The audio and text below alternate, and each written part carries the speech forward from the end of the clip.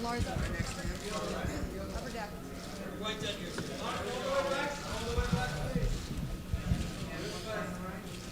right, let's take it back. There's some questions. Okay. Wow. Right behind the crowd here. I get to speak. All right, Okay. down in the front to the right. Did you have a question? Well, obviously, there's a slew of people from back in the day who should be next. I don't have this prepared, so forgive me if it's somewhat out of whack, but I guess off the top of my head, I would say Motorhead, Iron Maiden, Bachman Turner Overdrive, I don't know, Judas Priest at some point, maybe. I think the one band that is eligible next year, if my math is close to being right, is Rage Against the Machine, who I hope we don't have to wait decades for to get in, because their influence is obviously immeasurable.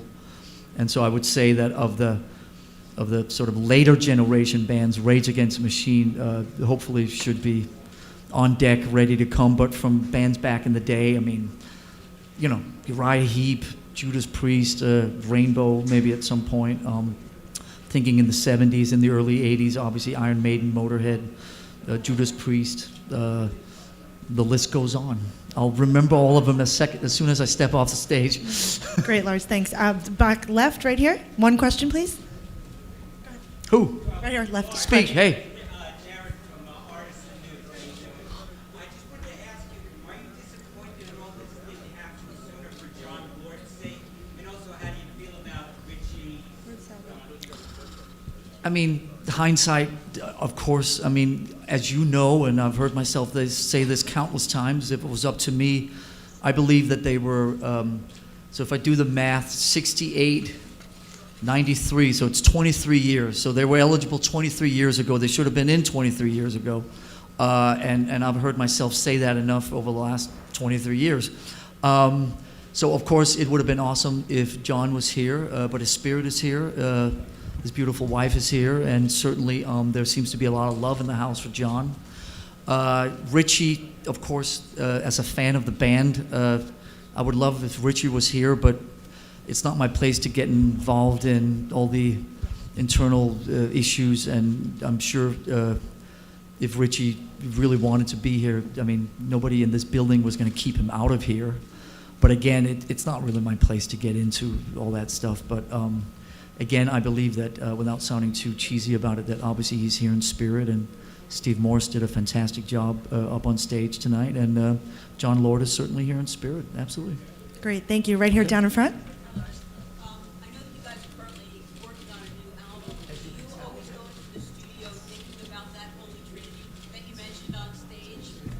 When you guys go to the studio and work on a new album, as you are now, do you always go in thinking about that Holy Trinity that you mentioned on stage? Do you verbalize that? It's what gets me out of bed in the morning. No, I mean, listen, my DNA is made up of a mixture of the Holy Trinity and the countless, the few bands that followed that I've, again, talked for decades about, the Motorheads, the Iron Maidens, and so on and so forth. I have always believed, and like I said out there, that those three bands should be mentioned in the same breath, and it's been, like I said, bewildering for me that it's taken these guys, 2 decades more to get in. But, music is what inspires us in Metallica every day when we go to the studio, or most days when we go to the studio.